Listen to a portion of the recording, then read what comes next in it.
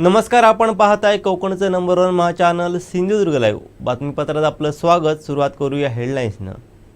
हेडलाईन्सचे प्रायोजक आहेत Tyzer hi tech cotton shirts shine with horizontal stripes, widest range of shirts with horizontal strips.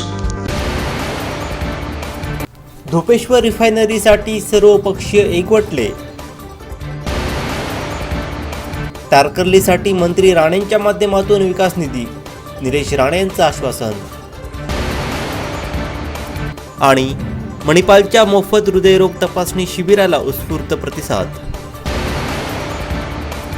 हेडलाईन्सचे प्रायोजक आहेत Tyzer hi tech cotton shirts shine with horizontal stripes, widest range of shirts with horizontal stripes. आता पाहूया सविस्तर बातम्या।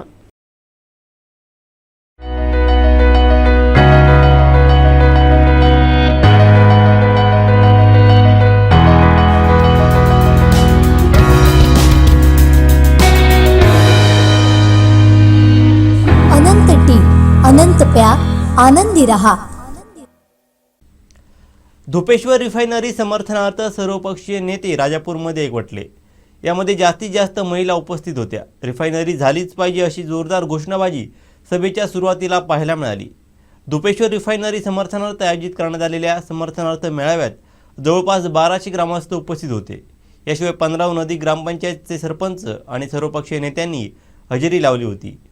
तसेच शिवसेनेचे पदाधिकारी रिफायनरी समर्थनार्थ उपस्थित होते। पाहूयात।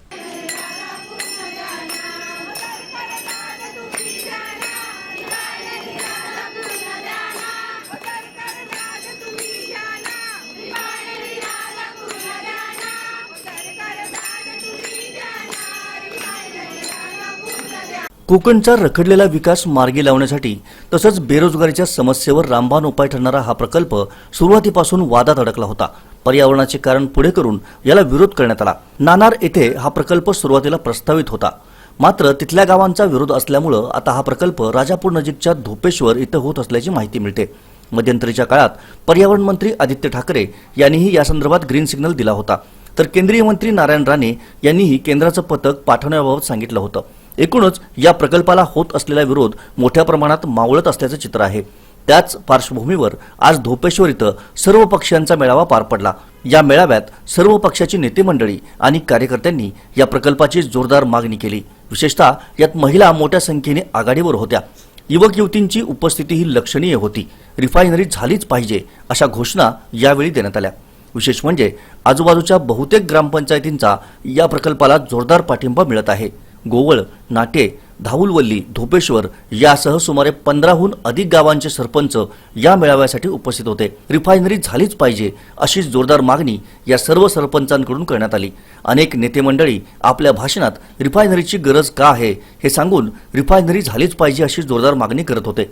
विकासाच्या प्रकल्पात राजकारण आणू नका असंही अनेकांनी यावेळी आपल्या भाषणात सांगितलं। यापूर्वी अनेक राजकीय पक्षातील नेत्यांचा या प्रकल्पाला विरोध होता। आता मात्र धोपेश्वर इथं झालेल्या मेळाव्यासाठी यापूर्वी विरोधात असलेले अनेक राजकीय कार्यकर्ते आणि नेते या मेळाव्यात प्रकल्पाच्या समर्थनार्थ एकवटताना दिसून आले। आजच्या मेळाव्यासाठी ह्या ज्या महिला आल्या म्हणजे बहुतेक जास्त महिला या बचत गटाच्या माध्यमातून आलेल्या आहेत। तर बचत गट म्हटला की स्थानिक पातळीवर बचत गट चालवताना सुद्धा त्या महिलांना जी काय तारेवरची कसरत करावी लागते आणि ती कसरत कुठेतरी आपली ह्या प्रकल्पाच्या माध्यमातून थांबेल आणि आपल्याकडे उद्योगधंदे येतील। आपण जे काय करतोय बचत गटाच्या माध्यमातून पदार्थ असतील, मसाला असेल, इतर काही असेल, तर त्याला कुठेतरी वाढती एक मागणी मिळेल आणि आपल्याला कुठेतरी एक बाजारपेठ चांगली मिळेल। आणि ह्या दृष्टिकोनातून रिफायनरी म्हणजे काय आणि ती झाली पाहिजे ह्या दृष्टिकोनातून ह्या ज्या महिला इथे आल्या आहेत त्या रिफायनरी होण्यासाठी इथे आलेल्या आहेत। आता उद्योग तर बरेच प्रकारचे येतील इथे आणि ते यावेत असे आम्हाला वाटतंय। आणि ते उद्योग आले तर इथे जे उद्योगधंदे आहेत, जे आता इथे जी तरुण मंडळी आहे ते कामानिमित्त बाहेर वगैरे जातात, त्यामुळे इथली लोकसंख्यासुद्धा कमी झालेली आहे। जर रिफायनरी आली आणि उद्योगधंदे वाढले तर इथली लोकसंख्याही वाढेल आणि इथे असलेल्या उद्योगांना, आधीच चालू असलेल्या उद्योगांनाही चालना मिळेल आणि आमच्या महिलांच्या हातालाही काम मिळेल। यासाठी आम्ही या रिफायनरी प्रकल्पाला समर्थन करण्यासाठी इथे आलो आहोत। इथे जर का रिफायनरी झाली तर कामानिमित्त जे युवक युवती बाहेर जातात, मुंबई, पुणे, नागपूर या शहरांमध्ये स्थलांतरित होत आहेत, त्यांचं स्थलांतर कुठेतरी थांबेल. आणखी इथे आपली युवक युवती इथेच घरी कामाला लागतील. जर राजापूर तालुक्यात झाला तर राजापूरचा विचार केला तर बहुतांश युवक हे आपले मुंबईसारख्या शहरामध्ये आहेत. जर इथेच रिफायनरी राजापूरला झाला असेल तर आपल्याला इथेच सगळे युवक कामासाठी भेटतील. आणखी आपल्या रिफायनरी झाला तर आपल्या इकडे कोकणामध्ये आरोग्य सुविधा पुरेशा प्रमाणात नाही आहेत, तर रिफायनरीमुळे आपल्या इकडे आरोग्य सुविधासुद्धा वाढू शकतात. ह्याचा एक रिफायनरीचा फायदा आपल्याला होऊ शकतो आहे.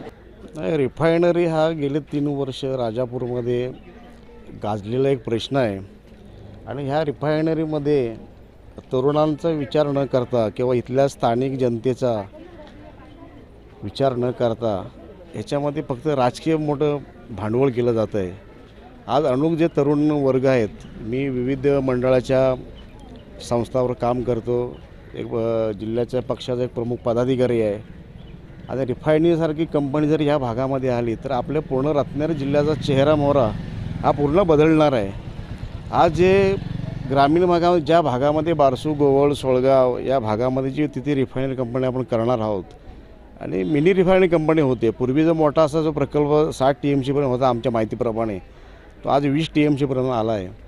परंतु काही असे विघ्नसंतोषी लोक आहेत, काही पक्षाचे लोक, त्यांना धड या प्रकल्पातला काही माहिती नाही, काही अभ्यास नाही. फक्त अज्ञानापोटी ग्रामीण जनतेतील जी काबाड कष्ट करणारी जनता आहे, जी सकाळी रोजगारावर जायचं, संध्याकाळी घरी यायचं, एवढंच ज्यांचं काम, अशा लोकांना जाऊन काहीतरी गावचा एखादा महत्त्वाचा विषय नजरेसमोर ठेवून आपलं असं होईल, आपलं हे होईल, तो होईल, असं काहीतरी खोटं नाटं सांगून त्या जनतेला फिरवायचं आणि त्यांना उगाच तरी त्या प्रकल्प विरोध आहे असं लोकांना भासवायचं. एवढंच हे काही सुशिक्षित, जसं आपण म्हणतो की सुशिक्षित लोकांना आजच्या जगात सुशिक्षित करण्याची गरज आहे, असा तो प्रकार या भागामध्ये होतो आहे. ते माझी तुमच्या माध्यमातून विनंती आहे की आज बेरोजगार एवढी संख्या वाढते आणि एक आपल्यासमोरचा प्रश्न आहे की वडिलांनी मुलांना का शिकवायचं, की मुलांनी का शिकायचं. आज वडील जे ग्रामीण भागामध्ये जे पालक शेतकरी आहे ते काबाड कष्ट करून आपलं जीवन जगत आहे, मुलांना शिकवत आहेत.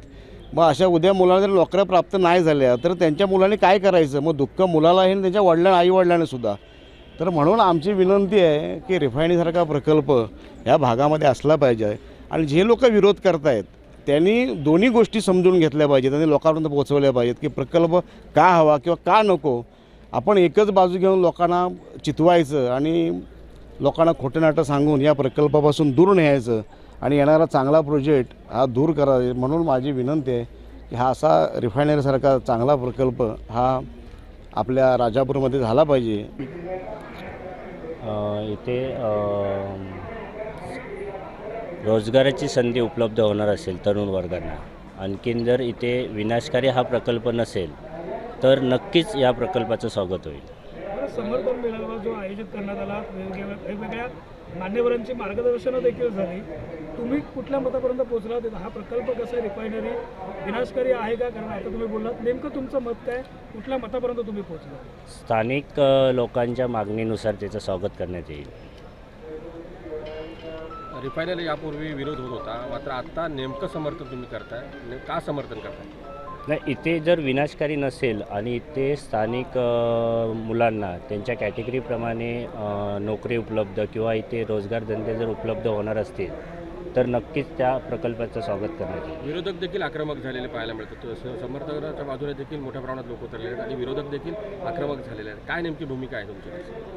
विरोधक समर्थन का करतो आणि विरोधक का करतो हे लोकांपर्यंत पटवून देण्यापर्यंत ते गेलं पाहिजे लोकांपर्यंत. बघा, प्रकल्प हा व्हायलाच पाहिजे ह्या भूमिकेत आम्ही पहिल्यापासून स्पष्ट आमची भूमिका आहे. आम्ही तसं पत्रकार परिषद घेऊन जाहीर सुरू केलं आणि आम्ही बोलल्या तसं वागलोसुद्धा. असं नाही का बोललो आणि नंतर गप्प झालो. आम्ही आतापर्यंत आणि पुढेही हा प्रकल्प व्हावा म्हणून प्रत्येक पाऊल उचललेलं आहे आणि ते यशस्वीरित्या पार पडते असा आमचा विश्वास आहे. दुसरी गोष्ट, हा प्रकल्प आल्याने इथलं जो भवितव्य आहे इथल्या लोकांचं, स्थानिक भूमिपुत्रांचं, जनतेचं, हे पूर्णपणे बदलणार आहे. कारण महाराष्ट्राला जो बॅकलॉग जो आहे हे होतं विकासाचा, तो खूप मागे राहिलेला आहे. जवळजवळ 1,60,000 कोटीचा बॅकलॉग कोकणाचा असाच मागे रिटर्न गेलेला आहे. कारण त्याचे खर्चीच पडले नाहीत किंवा खर्च झाला नाही कोकणावर. तो बॅकलॉग हा एकच प्रकल्प सगळा भरून काढू शकतो. पुढच्या 5 ते 10 वर्षात महाराष्ट्रामध्ये जर सगळ्यात प्रगत भाग जर कुठला असेल तो कोकण असणार आहे, आणि केवळ ह्या एका प्रकल्पामुळे.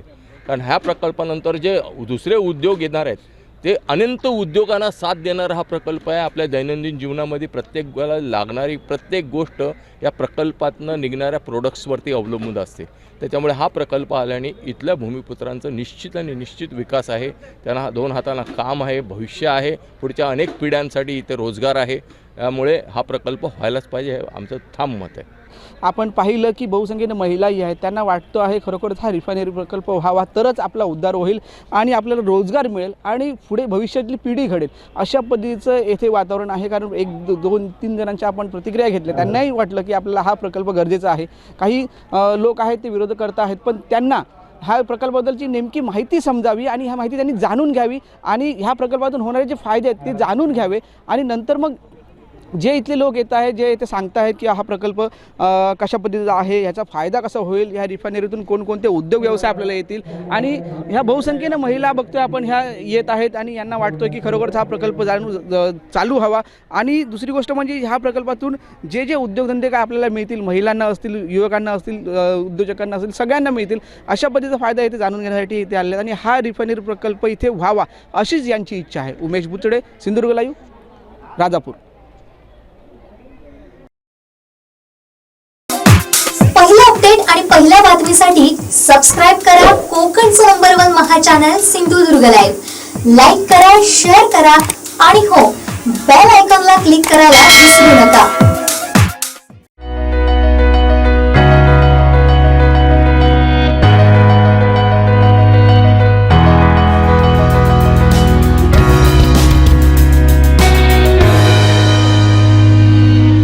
अनंत टी, अनंत प्यार, आनंदी रहा.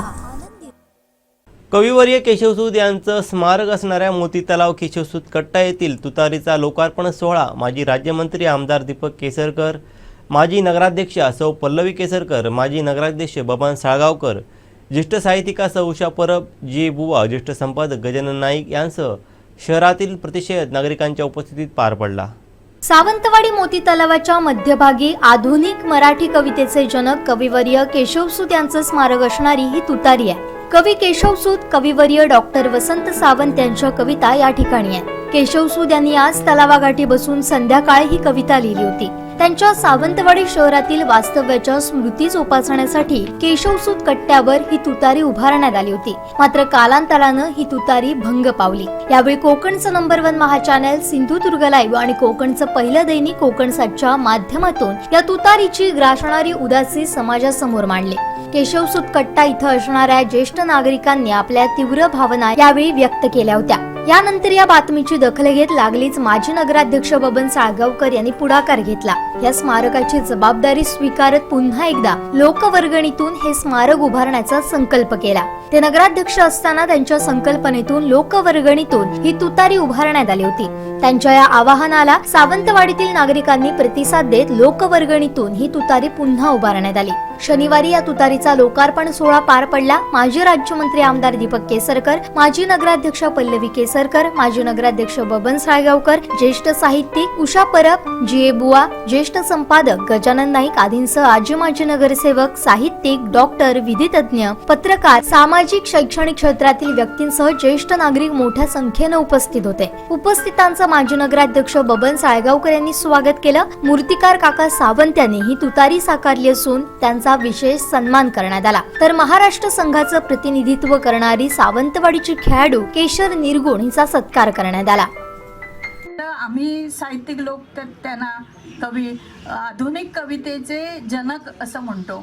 कारण त्यांची कविता खरी स्वातंत्र्य, समता आणि विशाल मानवतावाद ह्याच्याकडे वळली आणि हे खूप महत्त्वाची गोष्ट आहे. त्यांची एक एक कविता, अगदी तुतारी कविता वाचली किंवा आम्ही कोण म्हणून काय पुसता, ह्यासारख्या कविता अशा अंगावर रोमांच उभं करतात.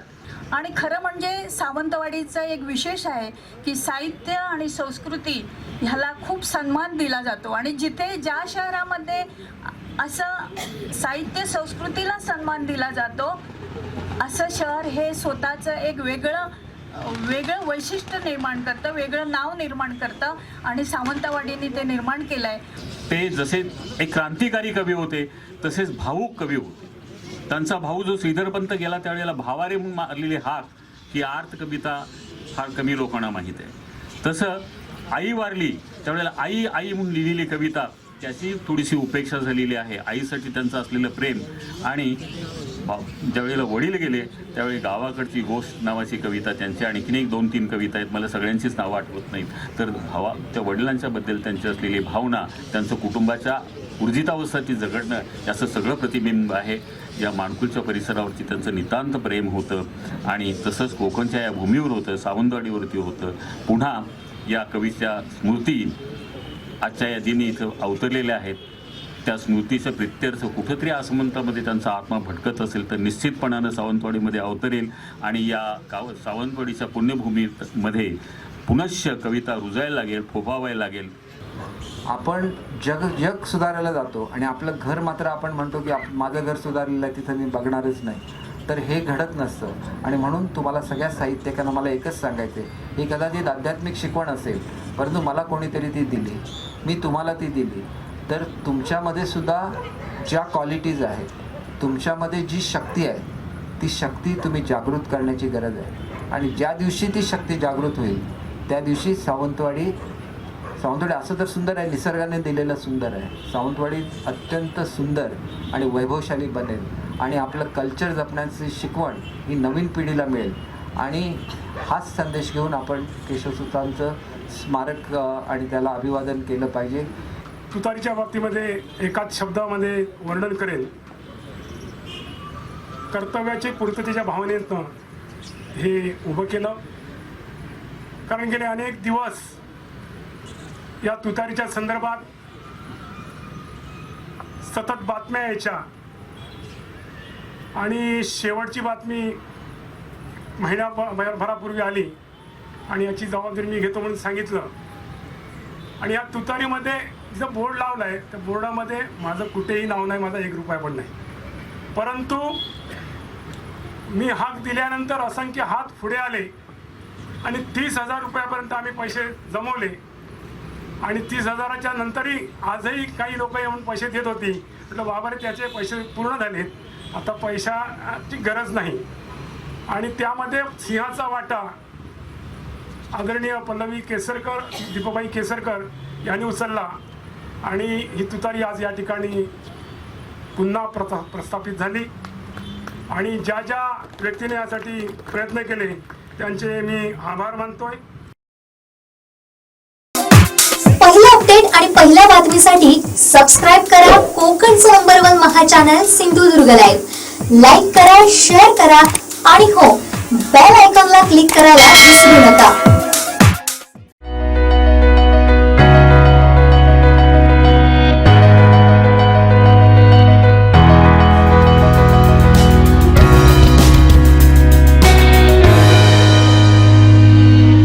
अनंत टी, अनंत प्या, आनंदी रहा. पर्यटनाच्या माध्यमातून तारकर्ली गावाचे नाव देश पातळीवरती पोहोचलं आहे. आगामी काळात पर्यटनाबरोबरच विकास कामात सुरू असलेली तारकर्ली ग्रामपंचायतीची घोडदौड गतिमानरित्या सुरू राहील. केंद्रीय मंत्री नारायण राणे यांच्या माध्यमातून गावासाठी विकास निधी उपलब्ध करण्यास आम्ही कटिबद्ध आहोत, असं प्रतिपादन माजी खासदार निलेश राणे यांनी केलं आहे. आनंद आहे तारकर्लीसारख्या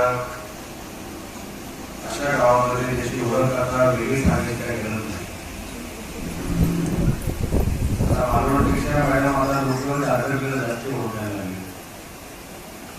इकडे येणारे पर्यटक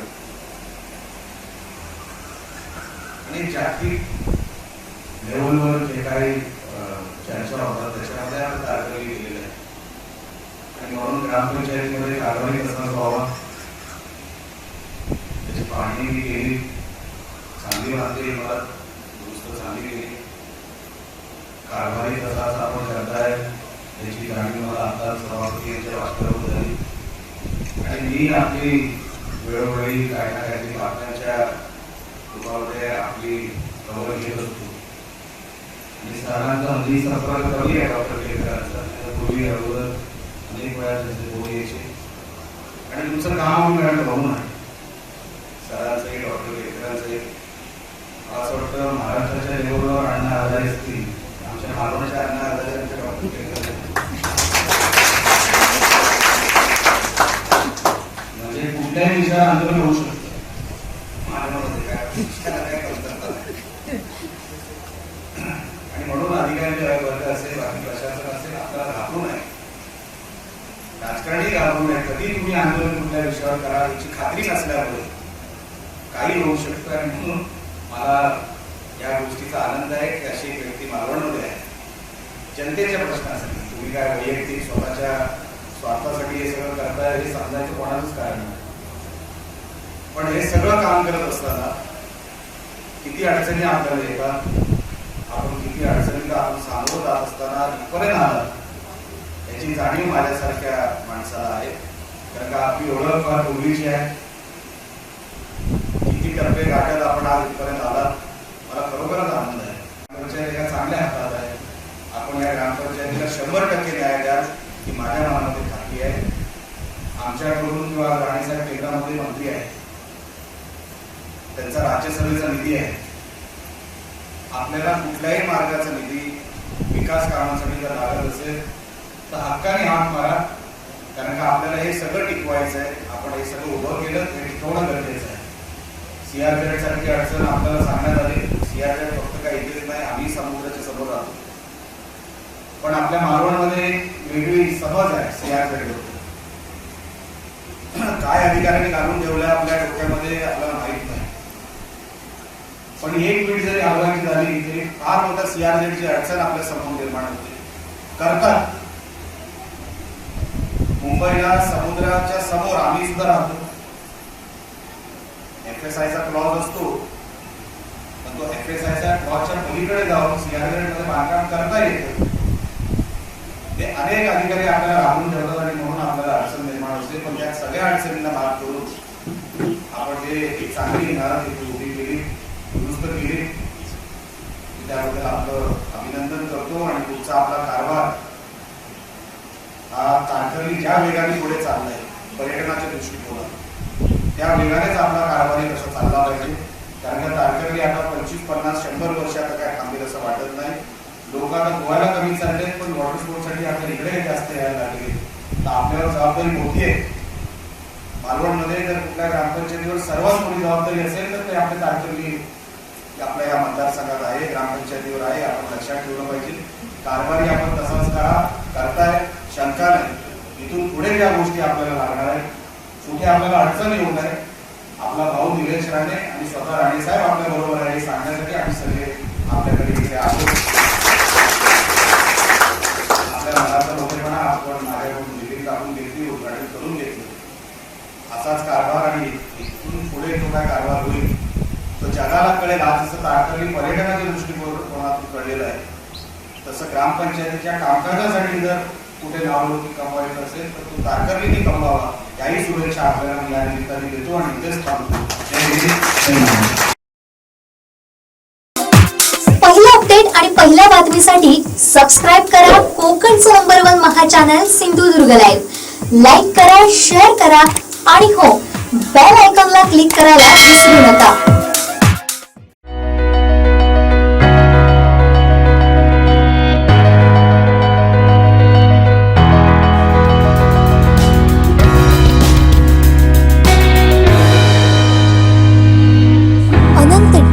अनंत प्यार, आनंदी रहा. सिंधुदुर्ग जिल्ह्यातील रुग्णांना अतिशय माफक दरात अत्याधुनिक आरोग्य सुविधा देण्याच्या हेतूनं नाथपाई फाउंडेशन फॉर कोकण डेव्हलपमेंट आणि मणिपाल हॉस्पिटल गोवा यांच्या वतीने तसेच बॅरिस्टर नाथपाई कॉलेज ऑफ नर्सिंग आणि सिंधुदुर्ग लाईव्ह व कोकणसाद यांच्या संयुक्त विद्यमाने मोफत हृदयरोग तपासणी शिबिराला अतिशय चांगला प्रतिसाद मिळाला. अत्याधुनिक यंत्रणा आणि तज्ज्ञ डॉक्टरांच्या माध्यमातून मोफत तपासणी झाल्यावरती या शिबिराबद्दल शेकडो रुग्णांनी आयोजकांचा आभार मानलेत. या निशुल्क हृदयरोग तपासणी शिबिराचं उद्घाटन मणिपाल हॉस्पिटलचे ऑन्कोलॉजी विभागाचे प्रमुख डॉक्टर शेखर साळकर आणि मान्यवरांच्या हस्ते दीप प्रज्वलन करून करण्यात आलं.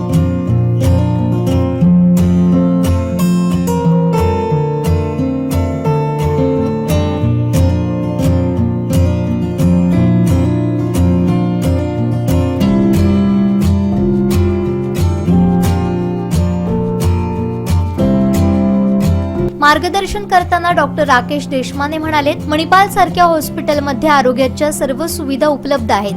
कार्डियाक ॲम्ब्युलन्स देखील उपलब्ध आहे. त्याचा उपयोग येथील रुग्णांना व्हावा. आमचे जे आता मणिपाल हॉस्पिटल आहे तिथे आम्ही 6 वर्षांपासून काम करतो. इथं तुम्हाला सगळ्या प्रकारच्या सुपर स्पेशालिटी ज्या सर्व्हिसेस आहेत अंडर वन रूफ आहेत. म्हणजे आज तुम्हाला सिटी स्कॅन करायला इकडे जा, तुमचं हे करायला तिकडे जा, तुमचा काय तुमचं ऑपरेशन करायचं हार्टचं इकडे जायचं, फक्त थोडं अँजिओग्राफी होते तर पुढचं बायपास वगैरे होत नाही. तर ह्या सगळ्या फॅसिलिटीज अंडर वन ग्रुप आहेत. आणि दुसरी गोष्ट कनेक्टिव्हिटीची, जसं आज म्हणलं हा रस्ता एवढा चांगला आहे की विदिन 1.5 hours ऑलमोस्ट 1 तासाच्या वेळात यू कॅन रीच हॉस्पिटल. कारण की कार्डियाकमध्ये सगळ्यात मेन महत्त्व वेळेला असतो. हार्ट अटॅक आला तर तुम्ही आम्ही त्याला बोलतो की ज्या वेळेपासून हार्ट पेन व्हायला लागलं तेव्हापासून तुमचं इंटरव्हेन्शन होतं त्याच्यात किती वेळ लागतो ह्या वेळेला फार होतो की विच मिनिट काउंट्स होतो. जेवढा वेळ जात असतो तेवढ्या वेळ तुमचं हृदयाचं नुकसान जास्त होतं. तर त्याच्यामुळं कार्डियक फॅसिलिटीच्या बाबतीत म्हटलं तर आमच्याकडे 24/7 कॅथ लॅब आहे, ICU आहे, cardiac ICU, CT ICU, even bypass झाल्यावर म्हणजे normal cardiac thoracic ICU, CT ICU हे सेपरेट आहे. आणि 24/7 ॲम्ब्युलन्सची व्यवस्था आहे. प्लस सगळे कन्सल्टंट आणि या सगळ्या बाबतीत मिळतात. जसं सर बोलतीनं सांगितलं की ऑल्कोच्या बाबतीत म्हणजे कॅन्सरच्या रुग्णाच्या बाबतीतची सर्व सुविधा एका रूपमध्ये असणारं ह्या रिजनचं मणिपाल एकच हॉस्पिटल आहे. तिथं सगळ्या फॅसिलिटी अंडर वन रूफ आहेत अशा. तर नक्कीच त्यांनी हा उपक्रम चालू केला आहे कॅम्पचे स्तुत्य आहे. म्हणजे ह्या गोष्टींना आम्ही तुमच्याशी कनेक्ट करू शकतो. लोकांना काय अडचण आहेत, काय प्रॉब्लेम आहेत हे करू शकतात. आणि डेफिनेटली ह्या कार्डच्या माध्यमातून ज्यांना खरंच हृदयात काही हार्ट समस्या आहेत वगैरे त्याचा वापर करून फायनान्शियल याच्या बाबतीत सुद्धा त्यांना फायदा मिळू शकतो. तसेच डॉक्टर शेखर साळकर यांनी मणिपाल हॉस्पिटल सारखी आरोग्य संस्था आपल्याला चांगली सेवा देण्यास सज्ज असल्याचं सांगितलं. I am really thankful and I am really amazed by this. Barrister नाथपाईचं हे सगळे हे बघून एकदम भारावून गेलं. म्हणजे असं नेचरच्या सान्निध्यात कॉलेज फिजिओथेरपीला तर एकदम परफेक्ट आहे. काजूच्या झाडावर चढायला सांगितलं तो जर पेशंट जर काजूच्या झाडावर चढायला शिकला की त्याचे सगळे अवयव सारखे आहे पण चालतात. शुक्ला सरांना मी सांगितलं त्यांना एक एक्सरसाइज तिकडे आंब्याच्या खाली झाडाच्या खाली असे जर क्लासेस घेतले तर they will be more physical. I am really thankful that Manipal Hospital has joined in this very prestigious. Barister Nathpai आम्ही खूप ऐकून आहोत. I think he has represented Sindhudurg for 3 times as a MP. Nantar Madhu Dandavati has come to our house also, so I am very proud. We are attached that way to the very this. Madam Gore, ते सगळे आमच्या घरी येऊन गेले जनता पार्टीच्या तेव्हा government इलेक्शनसाठी. नंतर मी Konkan railway जे बॅरिस्टर नाथपाईंचं स्वप्न होतं ते मधु दांडवतीने पूर्ण केलं. त्याच्यानंतर जॉर्ज फर्नांडिस हे सगळे आमचे जे किंग मेक होते तेव्हाचे त्यांच्या पावलं लागलेली असते सुद्धा तरी. And I am really thankful that we are honored to be a part of this initiative. आणि बियाणे आलेले पण इकडे थोडे आहेत त्याच्याकडे पण आम्ही थोडंसं बोललो. So it was very nice to see that. Is important. आतापर्यंत आम्ही ऑलमोस्ट 70 पेशंट इकडे झालेले आहेत. So it is very good. आणि हे कार्ड दिलं आहे ते आय थिंक डॉक्टर यांनी सांगितलं आहे 25% तुम्हाला त्याच्यावर बेनिफिट मिळेल. 15% ऑन इन्व्हेस्टिगेशन्स. ॲम्ब्युलन्सचं त्यांनी सांगितलं आहे त्याच्यावर आम्ही जरूर विचार करू. आमची ambulance nearest must be refer hospital in Nargad इथं. But we will have some time so that you know we can have faster. The roads are very good. थोडासा रोड झाला तर की it will be still faster. आणि नंतर एक नवीन एक आहे की आमची तुमच्याकडे फुलेची जी स्कीम आहे ती आमच्याकडे प्रायव्हेट सेक्टरमध्ये नाही. गव्हर्नमेंट देत नाही. आम्ही सांगितलं गव्हर्नमेंटला की आम्हाला तिकडे द्या. लॉट ऑफ पेशंट्स वर सावंतवाडीहून येतात किंवा कुडाळहून येतात, सिंधुदुर्गातून सगळे आमच्याकडे जास्त करून ट्रेन होतात. ते त्यापेक्षा ती फुले जर स्कीम आमच्या हॉस्पिटलला मिळाली तर त्याचा खूप फायदा होऊ शकतो सगळ्या पेशंटना. Financially it will be very helpful. आमची DDSY ची स्कीम आहे ती पण आता लोकांना आमच्या गोव्याच्या लोकांना खूपच फायदा होतो. आणि today is a day actually ह्या आठवडा जो आहे तो जन औषधी दिवस आहे. म्हणजे आमचे काय म्हणतात तसं आम्ही जेनरिक मेडिसिनचा आठवडा चालू आहे. प्रधानमंत्रीची जी स्कीम आहे भारतीय जन औषधी परियोजना त्याच्यामध्ये ऍक्च्युली नाव स्टँड्स जे 1,00,000 1,50,000 असे मेडिकेटेड स्टँड पडत होते ते आता मी 30,000 मध्ये सगळ्या पेशंटना घालतो. Except maybe well built त्याला थोडंसं जास्त पैसे पडतात, पण स्टँडची किंमत खूपच कमी झाली आहे. त्याच्यामुळे अफोर्डेबिलिटी खूप वाढलेली आहे, लोकांना पण त्याचा खूप फायदा झालेला आहे. So I am really thankful to the government also that they have really thought of patients and त्याचे प्राइसेस खूप कमी केलेले आहेत, त्याप्रमाणे most people can take benefit of it. नागपूरचं जेव्हा निधन झालं तेव्हा ते फक्त 48 वर्षाचे होते आणि त्याचं निधन झालं हार्ट अटॅकने आणि त्याला हृदयाचा त्रास सुरू झाला वयाच्या 38व्या वर्षी. पहिल्या वेळेला हॉस्पिटलमध्ये 2 आठवडे होते, त्यातनं बाहेर पडले, दुसऱ्यांदा सुद्धा वाचले, पण तिसऱ्या वेळेला जेव्हा त्याला हार्ट अटॅक आला तेव्हा मात्र ते गेले. त्यांची बहुतेक भावंड ज्याच्यात माझ्या आजोबांचा सुद्धा समावेश आहे, सगळे हार्ट अटॅकने गेलेले. तर त्यावेळेला जास्त चाचण्या नव्हत्या, मेडिकल टेक्नॉलॉजी सुद्धा इतकी ॲडव्हान्स नव्हती, तर त्यामुळे त्यांना काय करता आलं नाही. पण आता आपल्याकडे खूप जास्त मेडिकल अवेअरनेस पण आहे आणि चाचण्या होतात. वेळेवर टेस्टिंग केल्याने आपण हृदयविकाराच्या प्रकरणाचा अंदाज लावू शकतो आणि वेळेवर ट्रीटमेंट घेऊन आपण ते रोखू सुद्धा शकतो.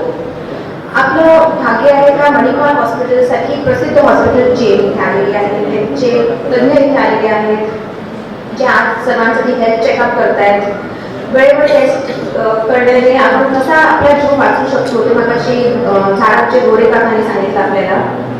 आज आम्ही आमचं असं सौभाग्य आहे की मणिपाल सारख्या हॉस्पिटल बरोबर आमचं कनेक्शन होणं आणि मणिपाल सारख्या हॉस्पिटलचे high end facilities, advance setup of all the rehabilitation for that matter, cardio thoracic surgeon इथे आहेत आपल्याबरोबर, ऑन्को सर, साळकर सर आहेत. हे सगळे टॉपनॉच जे डॉक्टर्स आहेत त्यांची सर्व्हिसेस आपल्या कुडाळाच्या सामान्य माणसापर्यंत पोहोचणं हे आमच्यासाठी स्वतःसाठी एक चांगलं सौभाग्य म्हणून आम्ही सगळीकडे पोहोचवण्याचा प्रयत्न या माध्यमातून केला आजच्या कॅम्पच्या माध्यमातून. प्लस आदितीबाई मॅडम आपल्या कोकण डेव्हलपमेंट फाउंडेशनचे अध्यक्ष, त्यांचा पण उद्देश आमच्या same, we all are on the same page. आमचं सगळं थॉट प्रोसेस सेमच आहे की उद्देश एकच आहे की आपल्या कॉमन माणसाला, सामान्य माणसाला ही सगळी सेवा कुठून कशी मिळावी ह्याचं गायडन्स आमचं थ्रू झालं पाहिजे, हे आम्ही नेहमी प्रयत्न करतो. सिंधुदुर्ग लाईव्ह केवळ समाज प्रबोधन करून थांबत नाही, तर विविध सामाजिक उपक्रम राबवत समाजाप्रती असलेली कर्तव्य अतिशय उत्तम निभावते, अशी भावना सिंधुदुर्ग लाईव्हचे कार्यकारी संपादक अर्जुन धसके यांनी व्यक्त केली. मला वाटतं की या संपूर्ण प्रक्रियेत एक नागरिक करावी की आज मणिपालसारखं देशातलं दुसऱ्या नंबरची सेवा आहे आरोग्य सेवा, आधुनिक आरोग्य सेवा ग्रुप, जो आपल्या या दर्शनात्मक संस्थेशी जोडला गेलेला आहे. या माध्यमातून जसं ज्या पद्धतीने हे डॉक्टर आमचे मणिपालचे इकडे सेवा देत आहेत, तर जवळजवळ ते हॉस्पिटल तिथे आपल्या सेवेला असण्यासारखं आहे आणि फार मोठी गोष्ट आहे. सिंधुदुर्गाने या संदर्भात पहिल्यापासूनच दर्शनात्मक आदर्श मानून या सगळ्या गोष्टी केलेल्या आहेत.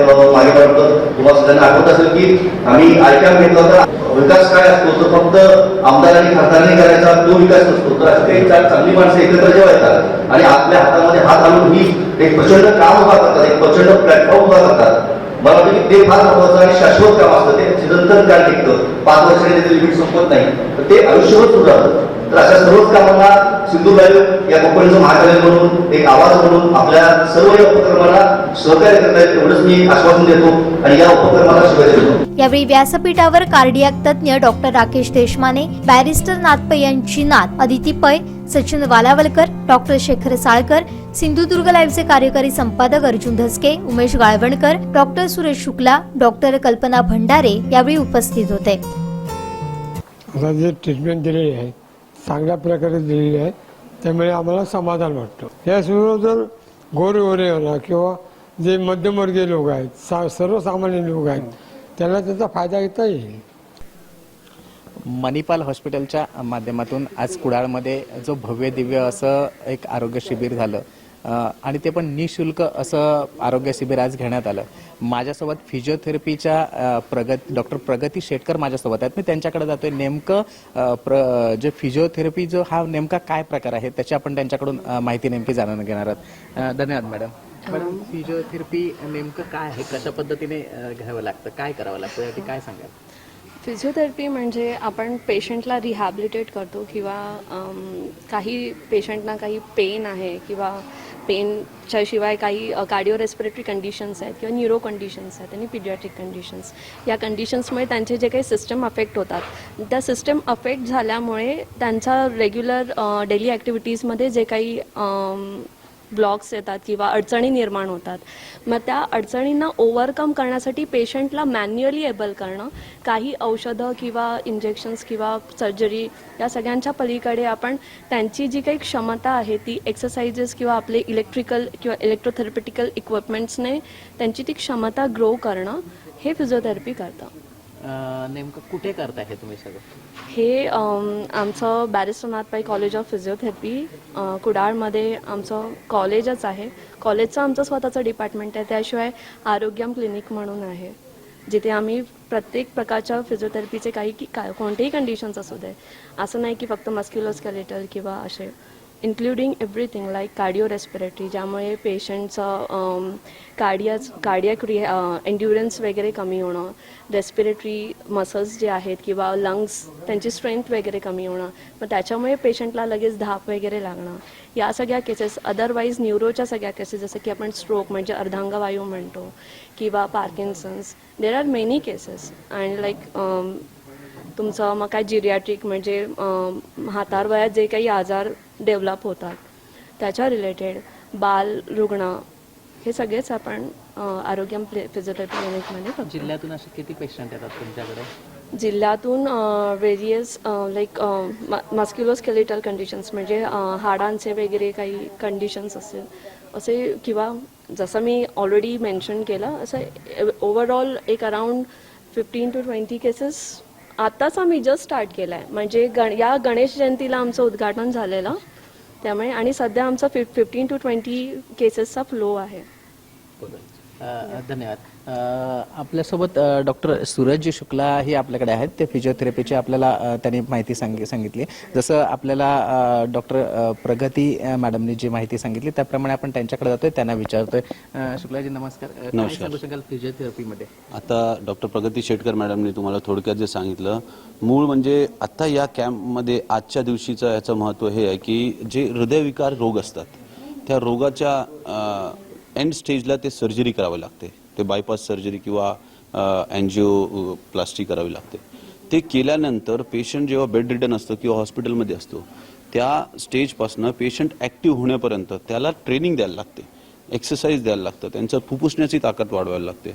हृदयावर जो सप्रेस झालेला तो फंक्शन असतं हृदयाचं, त्या सप्रेस झाल्यानंतरचा जो लेवल आहे हार्टचा, त्या हार्टला ग्रॅज्युअली थोडं थोडं करून त्याची ताकद वाढवून त्याची कॅपॅसिटी वाढवून त्याचं परफॉर्मन्स चांगलं करण्यासाठी फिजिओथेरपी वेगवेगळे डिटेल्ड एक्सरसाइज प्रोटोकॉल सेट करून पेशंटला आम्ही देतो.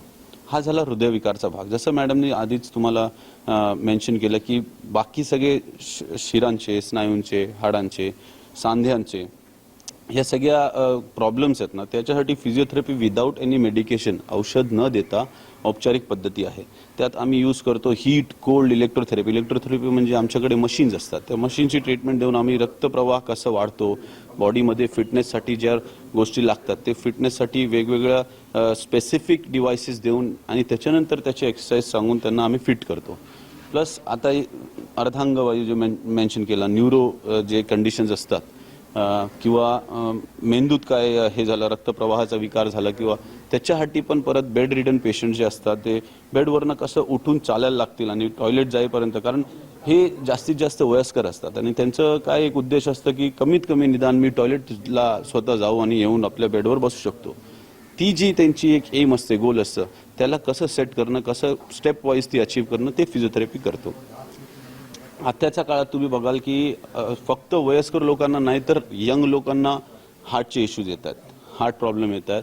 कॅन्सरबद्दल आता जसं डॉक्टर साळकरनी म्हणालेत की कॅन्सरमध्ये पण असे आहेत की अवेअरनेसच नाही, लोकांना कळतच नाही, पण केसेस एवढे वाढत चालले आहेत की ह्यांना कॅन्सर होतं. जेव्हा लेट होऊन जातं, आपल्याला कळल्यानंतर लेट होतो, तेव्हा कॅन्सरची ट्रीटमेंट चालू होती. त्याच्यात पण मुख्य रोल फिजिओथेरपीचा असतो की जेव्हा आपलं पूर्ण शरीर वीक झालं असतो, अंगात ताकद नसते, तर एनर्जी कशी कन्झर्व करायची, ती ताकद जेवढी आहे तेवढ्या ताकदमध्ये आपली एनर्जी साठवून ठेवून मग जेवढं जिथे लागेल तितकं स्पेंड करणं, खर्च करणं, ते सगळं प्रोटोकॉल फिजिओथेरपिस्ट सेट करतो आणि फिजिओथेरपीच्या माध्यमाने आम्ही त्यांचं क्वालिटी ऑफ लिव्हिंग परत स्टँडर्डाईज करतो. तर काय सांगाल, कशा पद्धतीने आज तुम्हाला शिबिराचं वाटलं? एकदम चांगला, म्हणजे प्रतिसाद एकदम चांगला आहे. स्पेशली स्पेशलाइज कॅम्प आहे, म्हणजे असं जनरल कॅम्प नाही की जिकडे आले, प्रेशर बघितला, हे बघितलं आणि नंतर घरी गेले. हे स्पेशलाइज हार्टचा कॅम्प आहे. ज्यांना हार्टचं काहीतरी दुखणं आहे त्याचे हार्टचे स्पेशालिस्ट डॉक्टर राकेश देशमाने आज आलेले आहे. त्याच्याबरोबर आमचे 2 जण त्यांचे जे सपोर्टर आहे, म्हणजे सपोर्टिंग स्टाफ आहे, ते पण आलेले आहे. तो ECG पण काढत केला आहे. असं नाही की ते आले फक्त तपासलं आणि गेलं. ECG काढून त्यांना बघून त्यांना काही गरज आहे, जर सपोज त्याची गरज आहे तर त्यांना आम्ही हेल्थ कार्ड आमचं दिलेलं आहे. त्याच्यामध्ये त्यांना कन्सेशन मिळू शकतं. आजच्या पेशंट जे कोण जर तिकडे आले मणिपाल हॉस्पिटलमध्ये, आणि मणिपाल हॉस्पिटलमध्ये असं आहे की तिकडं एव्हरीथिंग इज वन रूफ. म्हणजे एकदा हॉस्पिटल आले म्हणजे तिकडे एन्जिओप्लास्टी होऊ शकते, एन्जिओग्राफी होऊ शकते, ऑपरेशन होऊ शकतं, हार्टाची वाल्व रिप्लेसमेंट होऊ शकतं, स्टॅन्टिंग होऊ शकतं, सगळ्या तऱ्हेचे हार्टाची जे दुखणे असेल ते बरे होऊ शकतात आणि ते अंडर वन रूफ. म्हणजे इकडे तिकडे जायची काही गरज नाही. आणि आज ऑलमोस्ट आता 70 पेशंट अजूनपर्यंत झालेले आहे आणि 70 पेशंटांचे पण सगळ्यांची ECG BCG करून त्यांनी बघून त्यांनी आता डिसिजन घेतले. त्यातल्यामध्ये 10 ते 15 पेशंट त्यांना सांगितलं की त्यांची गरज आहे की त्यांनी तिकडे येऊन पुढील तपासणी करून घ्यावी लागेल. खरं तर सर, एक बघायला गेलं तर आपल्याकडे हार्टचे पेशंट आणि कॅन्सरचे पण थोडं रुग्ण वाढताना दिसतात. काय नेमकी परिस्थिती असेल? नाही, हे लाईफस्टाईलचे डिसिजेस आहे सगळे. म्हणजे जसं आमचं अर्बनायझेशन होऊन झालं, हळूहळू गाव कमी होत चालले, शहरं वाढत चालली. खाण्याचे तुमचे सगळे जे आम्ही पूर्वी कांदा लसूण आणि भाकर खात होते ते आज चीज, बर्गर, पिझ्झा खातात. सो त्याच्यापासून आणखी काय होऊ शकतं? एक्सरसाइज नाही, काही नाही, लठ्ठपणा जाणवतो, साखर वाढलेली आहे, सगळ्यांची कंट्रोल होत नाही, टेन्शन वाढलेली आहे. याच्यामध्ये हे सगळे दुवेस जे आमचे हार्टचे प्रॉब्लेम आहे ते हेच राहणार. आणि कॅन्सरचं पण ते डाएट्सवर भरपूर आहे. आता ओबेसिटी म्हणजे वजन वाढणं हे सुद्धा एक कॅन्सरचं प्रमुख कारण आहे. सो कॅन्सरसाठी पण कॅन्सरचं कसं आहे, तुम्ही लवकर आलात तर एकदम बरे होऊ शकतात, कारण आता इतकी सायन्स वाढलेली आहे. हार्टमध्ये पण तुम्ही टाईमवर पोचला तर एकदम बरे होऊ शकतात. That's why prevention is better than cure. So हे सगळं डाएट बिएटवर आम्ही लक्ष ठेवायला पाहिजे. तुम्ही थोडंसं चिकन खा, थोडंसं मटण खाल्लं पण चालेल, पण ते रेग्युलर डाएटमध्ये घालू नका. त्याच्यामध्ये भाजीपाला, त्याच्यामध्ये बाकीचे आमची जे लोकल भाजी जे तुमची होते, लोकल फ्रुट्स जे होतात ती पण खायला पाहिजे. आणि regular exercise. If you want to keep away from the doctors, there are 3. एक, तंबाखू आणि दारूपासून दूर राहा. दुसरं, सडपातळ व्हा, म्हणजे एक्सरसाइज करा. आणि तिसरं, जितकं होईल तितकं व्हेजिटेबल्स खायचे. सी, इट इज सांगायला बहुत इज इझी टू टेल. मी पण सांगतो सर्वांना तुम्ही व्हेजिटेबल्स खा म्हणून, पण मला एकदम चिकन आणि फिश आणि ते प्रॉन्स बघितले की काय असं नुसतं पोटात कावळे होतात सगळे. काय करायचं त्याला? पण मी काय म्हणतो, ओके तुम्ही खा सगळं, पण बरोबर थोडं व्हेजिटेबल्स पण खा आणि एक्सरसाइज करा. नक्कीच. खरं तर मणिपाल हॉस्पिटल हे आहे ना, एक सिंधुदुर्ग जिल्ह्यासाठी या लोकांना दुवा ठरलेला आहे आणि ते नेहमीच चांगलं सातत्याने काम करते आणि त्याच्यामुळेच तर तुम्ही इथपर्यंत पोहोचलात. इथल्या लोकांना जवळजवळ आज सिंधुदुर्गातल्या 70 लोकांना यापुढेही असे जर तुमचे कॅम्प चालू राहिले तर याचा नक्कीच फायदा होईल. त्याबद्दल काय सांगाल? It is very important. आणि मोस्ट इम्पॉर्टंट की रोड इतके चांगले झाले आता. थोडंसं मला वाटतं की पेडणे साईडला आमचं थोडंसं रोड बाकी आहे. तुमच्या साईडचे तर एकदम हायवेज झाले आहे इकडं. आमचा जर रोड झाला नाही, मी माझ्या घराकडून मी डिचोलीहून आज सकाळी 1:15 इकडं कुडाळला पोचलो. म्हणजे आमचे जे first 1 hour is a golden our म्हणतात आम्ही कुठल्या ह्याच्यामध्ये, 1 तास. सो आम्ही 1 तासामध्ये मणिपालमध्ये आज पोचू शकतो, असं परिस्थिती आहे. आणि आणखी सगळे रोड जर चांगले झाले, ॲम्ब्युलन्स जर चांगल्या, सिस्टीम सगळे चांगले झाले. आमची ॲम्ब्युलन्स पण आहे. आम्ही सांगितलं आहे की ॲम्ब्युलन्सची पण सेवा आहे. आम्ही इकडं एक चिपर रेट पण ते कन्सेशनल रेटमध्ये देऊ शकतो. सो हे सगळं जर झालं तर या लोकांना मणिपालला पोचायला लवकर पोचू शकतात आणि टाइमली केअर घेऊ शकतात. येस, घरोघरी हार्ट केअरची हॉस्पिटल होऊ शकत नाही. डॉक्टर सतीश आमचे वालावलकर साहेबांनी सांगितलं सर, त्यांची इच्छा आहे की दर तालुक्यामध्ये असं हार्टचं स्पेशल, पण होऊ शकत नाही कारण मॅन पॉवर इम्पॉर्टंट. फक्त बिल्डिंग बांधली म्हणून होत नाही, त्याच्यामध्ये काम करणारे आणि डॉक्टरच नको, डॉक्टरांचे सपोर्ट स्टाफ पाहिजे, तशा नर्सेस पाहिजे, तसं इन्स्ट्रुमेंटेशन पाहिजे.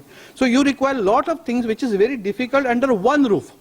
आणि मणिपाल हॉस्पिटलमध्ये ते एकाच हॉस्पिटलमध्ये तुम्ही आत गेल्यावर तुम्हाला परत बाहेर सगळं ट्रीटमेंट करून एकदम हेल हार्टी तुम्ही परत येऊ शकता घरी अंडर वन रूम. म्हणजे तुम्ही इकडून जा, सिटी स्कॅन करायला इकडे चला, MRI करायला तिकडे चला, कॅथ लॅब करायला तिकडे चला, असं काही नाही.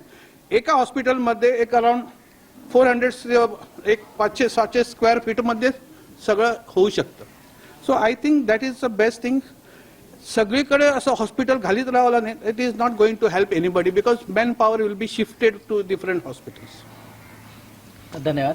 थँक्यू. तर हे होते आपल्यावर शेखर साळेस्कर डॉक्टर. खरंच आज सिंधुदुर्ग जिल्ह्यामध्ये जसं पाहिलं तर त्या पद्धतीचे आज इथे हॉस्पिटल उपलब्ध नाहीत आणि मणिपाल हॉस्पिटलने खरंच सिंधुदुर्ग जिल्ह्यांना फार मोठं हे योगदान दिलेलं आहे. कॅमेरामन हर्षलसह गुरुप्रसाद दळवी, सिंधुदुर्ग लाईव्ह, कुडाळ.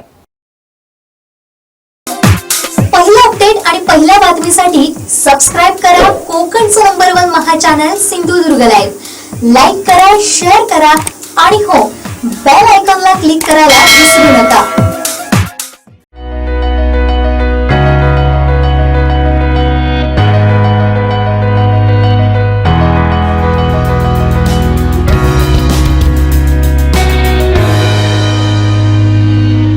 अनंत टी, अनंत प्या, आनंदी रहा.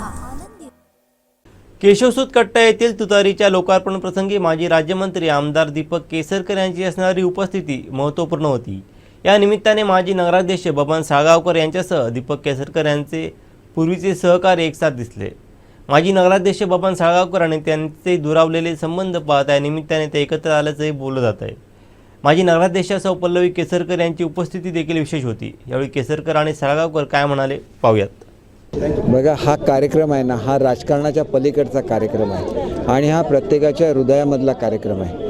आणि बबनराव एक कर्तव्यदक्ष नगराध्यक्ष होते आणि अनेक वेळेला असं होतं की मी फिरत असल्यामुळे अनेक वेळेला मी सुद्धा वेळ देऊ शकलो नाही. बबनराव चांगलं काम करत असताना आपण बबनरावांच्या बरोबर राहिलं पाहिजे आणि माझी सुरुवातीपासूनची त्यांच्याबद्दल आत्मीयता आहे आणि ती आत्मीयता आजसुद्धा कायम आहे आणि त्यांनी अतिशय चांगलं असं काम केलेलं आहे. शेवटी केशवसूतांचं स्मारक हे त्यांच्या कवितेमध्ये असलेल्या तुतारीच्या रूपाने असावं ही कल्पना त्यांनी, कारण आम्ही अगोदर कट्टा बांधला आणि तुतारी त्यांनी नंतर बसवली आणि त्याच्यामुळे त्यांच्याच हस्ते हे होणं हे सर्वात ॲप्रोप्रिएट होतं असं मला स्वतःला वाटतं. निवडणुकांचं असं असतं की निवडणुका येणार, निवडणुका लढवल्या पाहिजेत, परंतु त्याच्याबरोबर सावंतवाडीची संस्कृतीसुद्धा टिकवली पाहिजे. चुकीची लोकं सत्तेवर आल्यानंतर काय होतं हे सावंतवाडीकरांनी अनुभवलेलं आहे. शेवटी आम्ही ज्याला विचार करतो त्याला सावंतवाडीच्या जनतेचा विचार करतो, आमच्या संस्कृतीचा विचार करतो, आमच्या मुलांचा विचार करतो.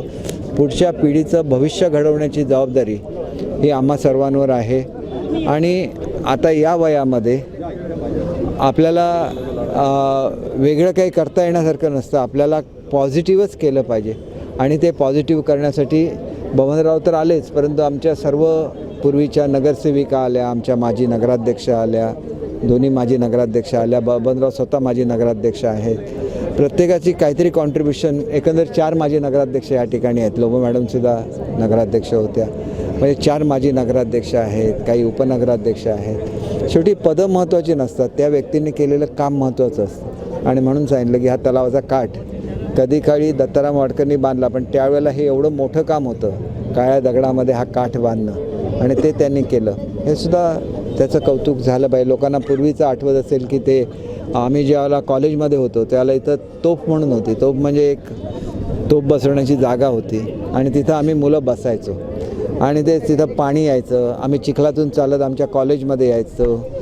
सावंतवाडी केवढी तरी बदलली आहे. नवीन लोकांना हा बदल कसा झाला हे कळणार नाही, परंतु हे घडवत असताना कोण होतं हे सुद्धा त्यांना कळलं पाहिजे आणि मग चुकीच्या मार्गाने ते जाणार नाही. कारण एवढं सुंदर क्वचित शहर असतं एखादं आणि त्याचं सौंदर्य राखलं पाहिजे आणि सौंदर्याबरोबरच संस्कृतीसुद्धा महत्त्वाची असते. आमची संस्कृती प्रेमाची आहे, आमची संस्कृती विकासाची आहे. संपूर्ण जगाला ज्यांनी चांगला मार्ग दाखवला त्या महात्मा गांधींनीसुद्धा सावंतवाडीचा उल्लेख रामराज्य असं केलेला होता आणि त्याच्यासाठी रामराज्य जर व्हायचं असेल तर सगळ्यांनी एकत्र आलं पाहिजे आणि ते रामराज्य बसवण्यासाठी काम केलं पाहिजे. तर खऱ्या अर्थाने आपण बापूसाहेब महाराजांची प्रजा स्वतःला समजू शकतो असं मला स्वतःला वाटतं आणि म्हणून बबनरावांनी अतिशय सुंदर असा हा कार्यक्रम आयोजित केला.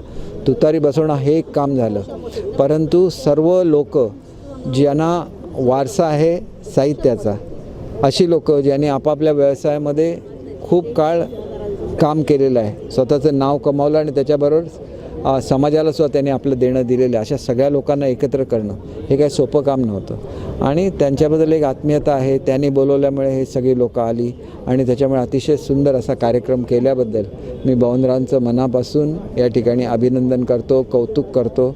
खरं तर मी या कार्यक्रमाला पोहोचू शकेन की नाही ही शंकाच होती, कारण आज अधिवेशन होतं. अधिवेशन अचानक रद्द झाला. त्यानंतर आमच्याकडे कबूलत्तर गावकर म्हणून एक अत्यंत महत्त्वाची मीटिंग होती. ती मीटिंग खूप काळ लांबली. मी येईपर्यंत कार्यक्रम चालेल की नाही ही सुद्धा मला शंका होती, परंतु बवनरावांनी तो कार्यक्रमसुद्धा थोडासा पुढे ढकलत मी येईपर्यंत तो थांबवला आणि मला आपल्या कार्यक्रमामध्ये सहभागी करून घेतलं. याबद्दलसुद्धा मी त्यांचा आभारी आहे आणि माझी खात्री आहे की राजकीय प्रश्न हे सांस्कृतिक कार्यक्रमात विचारायचे नसतात. त्याच्यामुळे जुन्या 4 नगराध्यक्षांबरोबर जुने लोक काय होते, जुन्या आठवणी जागृत झाल्या आणि या निमित्ताने जुने काय नवे सुद्धा अनेक लोक येणार पक्षामध्ये. आपल्याला सगळ्यांना घेऊन सावंतवाडी सुंदर ठेवायची आहे, निर्मळ ठेवायची आहे आणि सावंतवाडीची लोकच प्रेमळ आहेत. त्याच्यामुळे ते निश्चितपणे पूर्वीचा जो इतिहास एकदा घडवलेला होता तसा इतिहास पुन्हा घडवून दाखवतील आणि राजकारणामध्ये जे एक पैशाचं नवीन पेव फुटलेलं आहे की पैसा दिला की आपण लोक विकत घेऊ शकतो, हे मानून जे लोक प्लॅनिंग करत आहेत त्यांना मला एवढंच सांगायचं आहे की सावंतवाडीचे नागरिक विकाऊ नाही आहेत. त्यांना स्वतःची प्रतिष्ठा आहे, ते स्वतः विचार करतात आणि ते मतदान करत असतात. त्याला पैशाचं राजकारण सावंतवाडीमध्ये फार काळ चालणार नाही हे आम्ही निश्चितपणे बघू आणि त्याच्यासाठी जेवढी एकी करायची 100% करू. सावंतवाडीचा विकास अजिबात थांबणार नाही, कारण लोकप्रतिनिधी लागतं. जरी नगरसेवकांची मुदत संपलेली असली तरी लोकप्रतिनिधी म्हणून मी त्या ठिकाणी आहे.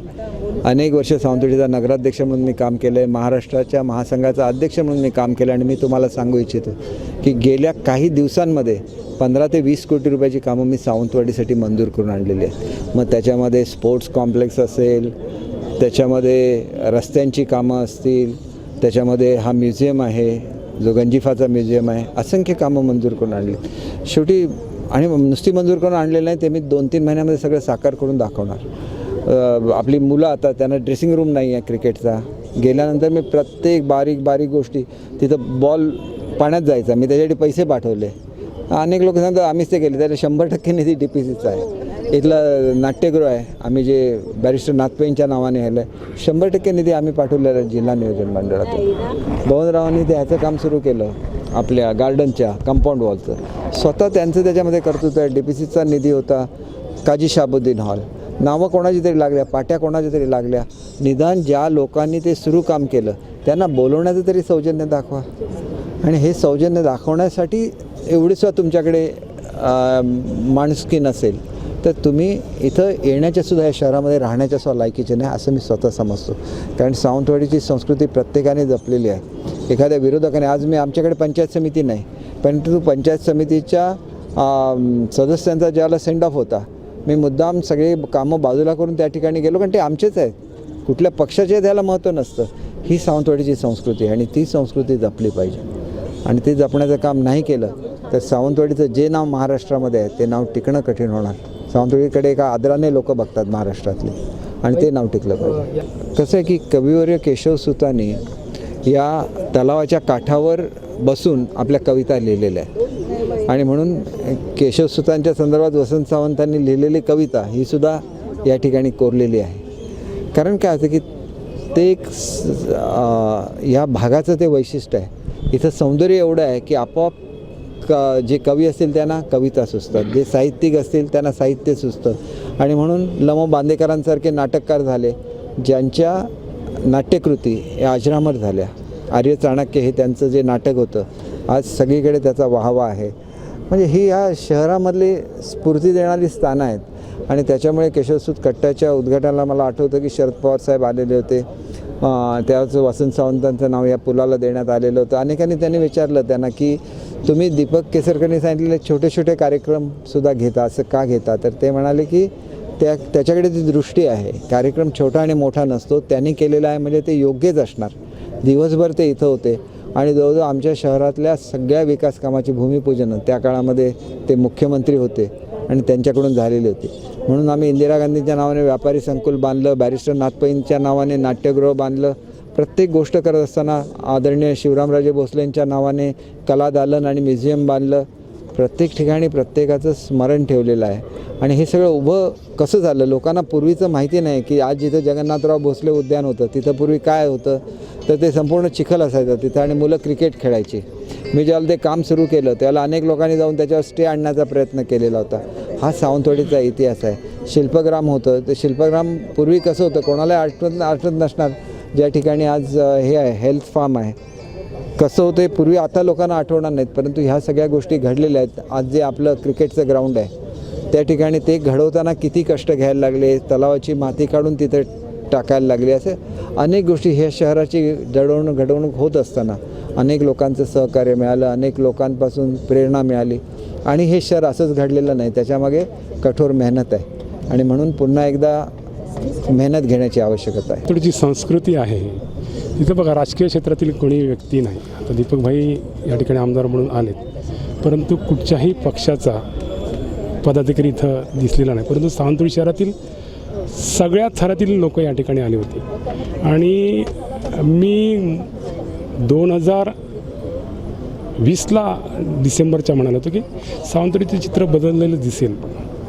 मी जास्त खोलवरती जाऊन त्याच्यावरती बोलत नाही, मी हल्ली राजकारणावरती प्रतिक्रिया देत नाही, परंतु निश्चितच सावंतवाडी शहराचं चित्र पुढच्या काळामध्ये बदललेलं दिसेल निश्चित. पुन्हा मैदानात उतरले पाहायला मिळतात. लोकांचा पाणी प्रश्न असेल यासाठी पण प्रत्यक्षात मैदानात उतरले आज पाहायला मिळाला. तुम्ही काय सांगाल, जनसामान्यांना पाणी मिळत नाही किंवा समस्या आहेत, कशी यावर मात करणार आहात? तुमच्या घरातील पाणी मंगळवारी सुरू झालेलं असेल. भाईंसोबत आज हा कार्यक्रम करताना नगराध्यक्ष 4 जुने आणि जुने सहकारी पाहायला मिळाले. काय सांगाल या निमित्ताने जुन्या आठवणी कशा जागृत झाल्या? मुळात सगळ्यांना हाक मारल्यानंतर सगळे आले हे महत्त्वाचं आहे. आणि प्रत्येकाला वैयक्तिक निमंत्रण पण देता आलं नाही, परंतु फोनवरती प्रत्येकाला व्हॉट्सअपवरती निमंत्रण सगळे आले. आणि जे शहरामध्ये निश्चित असा बदल आजचं बघितल्यानंतर तुम्हाला दिसेल. एकच शेवटचा प्रश्न, काही दिवसापूर्वीच म्हटलेलं होतं वहिनी असल्या तर तुमचा पाठिंबा राहील. काय पुन्हा वहिनी मैदानात उतरतील आणि नगराध्यक्ष पाहायला मिळतील? वहिनीला विचारा तो प्रश्न. वहिनी इथं आहेत, वहिनीला विचारा. पाठिंबा त्यांना पाहायला मिळतो. काय लक्षात घ्या, माझे किती हे असले तरी वहिनीचे कायम मी जाऊन भेटत असायचो घरी जाऊन त्याला. म्हणजे तसं काय दुरावा राहिलेला नाही होता, कधीच नाही होता. कारण वहिनी ज्यावेळी मुंबईवरून यायच्या त्यावेळी मी त्यांना भेटायचो नेहमीच. त्या भावनेचं वहिनी जर राहिलं तर आनंद आहे, त्यांनी चांगलं काम केलं होतं. या बदल अपेक्षित आहे सावंतवाडीमध्ये? हा राजकीय प्रश्न विचारला आहे. सावंतवाडीमध्ये सत्तांतर अपेक्षित आहे का? निश्चित होईल, निश्चित होईल. त्यासाठी एकत्र हो, एकत्र येऊन सगळं करावं लागेल त्याला. का त्यासाठी मीच काय निवडणूक लढवली पाहिजे अशातला भाग नाही. आणि निवडणूक न लढवता पण ते होऊ शकतं. पहिलं अपडेट आणि पहिल्या बातमीसाठी सबस्क्राईब करा कोकणचं नंबर 1 महा चॅनल सिंधुदुर्ग लाईव्ह. लाईक करा, शेअर करा आणि हो, बेल आयकॉनला क्लिक करायला विसरू नका. कणकवली व्यापारी संघटना उपाध्यक्ष विशाल कामत यांच्या कणकवलीतील ई बाईक शोरूमचं उद्घाटन मोठ्या दिमाखात पार पडलं आणि पहिल्याच दिवशी 7 इलेक्ट्रिक बाईक्सचं वितरण देखील करण्यात आलं. ग्राहकांच्या मागणीनुसार 10 गाड्यांचं ॲडव्हान्स बुकिंगही करण्यात आलं आहे. पाहूयात. वाढत्या पेट्रोलच्या किमतीपासून दिलासा मिळवण्यासाठी विशाल कामत यांनी खास कणकवलीत इलेक्ट्रिक बाईकचं शोरूम सुरू केलं. आज कामत यांच्या ओम साई इलेक्ट्रिक बाईक शोरूमचं उद्घाटन शिर्डी संस्थानचे माजी उपाध्यक्ष तथा माजी आमदार चंद्रशेखर कदम यांच्या हस्ते करण्यात आलं आहे.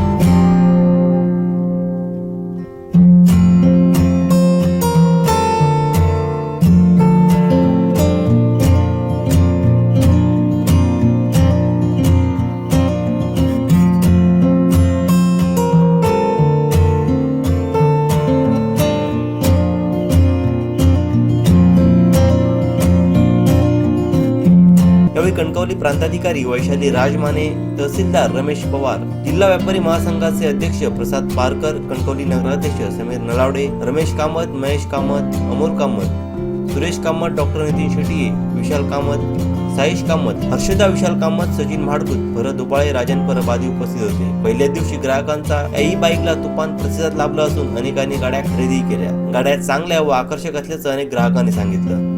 ॲक्च्युली ई बाईक मला पूर्वीपासूनच घ्यायची होती, कारण आता सध्या गरजच आहे ई बाईकची. आणि आता दिवसेंदिवस पेट्रोलचे रेट पण वाढत आहेत आणि यामध्ये गाडी पण मजबूत वाटली मला. मी ज्यावेळी प्रत्यक्ष बघितली तर गाडी फार छान वाटली, लुक चांगला आहे त्याचा गाडीचा. त्यामुळे मला मनात होती की ही गाडी घ्यायची आणि म्हणून मी ही गाडी घेतली. नाही, फार छान आहे. मला त्याचं ॲट्रॅक्टिव्ह म्हणजे बघितल्यानंतरच अशी मनात भरणारी गाडी आहे, त्यामुळे मला खूप आवडली गाडी. तर मी काल इथून जात होतो तर मला शोरूमबद्दल माहिती समजली. तर ॲक्च्युली मला बाईक घ्यायचीच होती, पण हे बघितलं तर इलेक्ट्रिक आहे. ॲक्च्युली एक म्हणजे इलेक्ट्रिक आहे, प्लस 5 ते 10 रुपयात 55 ते 110चं हे दिलं आहे त्यांनी, मायलेज दिलं आहे.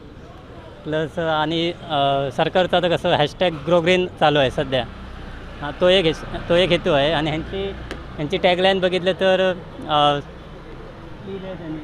वाढेल सुखाचे, हां म्हणजे ते टार्गेट आहे ॲक्च्युली आमचं, म्हणजे जरा व्यवस्थित वाटली जरा. त्यामुळे आणि हे घेते. आणि ॲक्च्युली कमी प्राईज आहे याची आणि ॲव्हरेज पण तसंच आहे. किती प्राईज आहे याची? ती 52,500 आहे.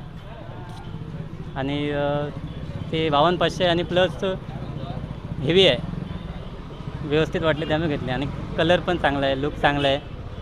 शोरूममध्ये पहिल्याच दिवशी तुम्ही गाडी खरेदी केलेली आहे, काय सांगू इच्छिता? आज ओम साई ई बाईकचं उद्घाटन होतं, त्यासाठी आम्ही विशाल कांबळे यांच्याकडे भेट देण्यासाठी आलो होतो शोरूमला. तर वाटलं की आज पेट्रोल 120 रुपये झालं आहे, अजून 15 रुपये वाढणार आहे, अशा चर्चा सुरू आहेत. म्हणून म्हटलं आज इलेक्ट्रिक गाडीचा पर्याय आहे, म्हणून आज ती खरेदी केलेली आहे. गाडीमध्ये कोणकोणते फीचर्स आहेत किंवा कशी वाटली गाडी आपल्याला? गाडी चांगली आहे, गाडी चांगली वाटली म्हणूनच घेतली. आणि इलेक्ट्रिक गाडी आज घेणं गरजेचंच आहे, पेट्रोल वाढीव पेट्रोलच्या याच्यामुळे. त्यामुळे इलेक्ट्रिक गाडी आम्ही खरेदी केली आज. ही जी बाईक जी दिसते आज काळाची गरज पाहून आपण इलेक्ट्रिकमध्ये आपण पाहतो ती एक इकॉनॉमिकली गाडी आपल्याला चालवण्याचा खर्च कमी येतो, प्रायजेस कमी आहेत. आणि त्या पद्धतीनं कंपनी आहे ना महाराष्ट्रामध्ये एक प्लॅन्ट टाकला होता पुणे इथे, दुसरा प्लॅन्ट आमचा राजस्थानला आहे. 26 स्टेटमध्ये आम्ही आता सध्या सप्लाय करतो. आणि आपल्या गाडीमध्ये पहिला 12 आपले प्रॉडक्ट्स आहेत, व्हेरियंट्स आहेत, जेणेकरून जे 14 वर्षापासून ते तुम्ही 60 वर्षापर्यंतच्या लोकांसाठी वेगवेगळे मॉडेल्स आपण केलेले आहेत. तसेच आपल्या 3 व्हीलर्समध्ये जे हँडिकॅप म्हणजे डिसेबल लोकांसाठी सुद्धा आपल्याकडे 3 मॉडेल्स आहेत. आणि आपण जास्तीत जास्त त्यांना स्टायलिश लुक दिलेलं, इकॉनॉमिकली चांगल्या त्यांना परवडणाऱ्या व्हेकल्स आपल्याला लॉन्च केलेले आहेत कंपनी. पुढे फ्युचरमध्ये आपले लो स्पीड तर ऑलरेडी आहेत, हाय स्पीडमध्ये सुद्धा आपण हे केलेलं आहे. त्याच्यावर आपल्याला सबसिडीचा गव्हर्नमेंट सबसिडी पण देते हाय स्पीडला. ते पण 5 मॉडेल्स आपल्या कंपनीने लॉन्च केलेले आहेत.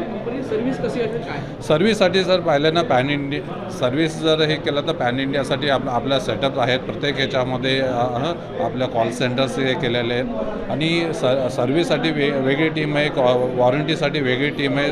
7 डेजचा आम्ही टॅग ठेवलेलं आहे की 7 दिवसामध्ये वॉरंटीसुद्धा जर आपले कुठल्या कस्टमरला क्लेम झालेली आहे तर ते 7 दिवसाच्या आत त्यांना पोहोचव.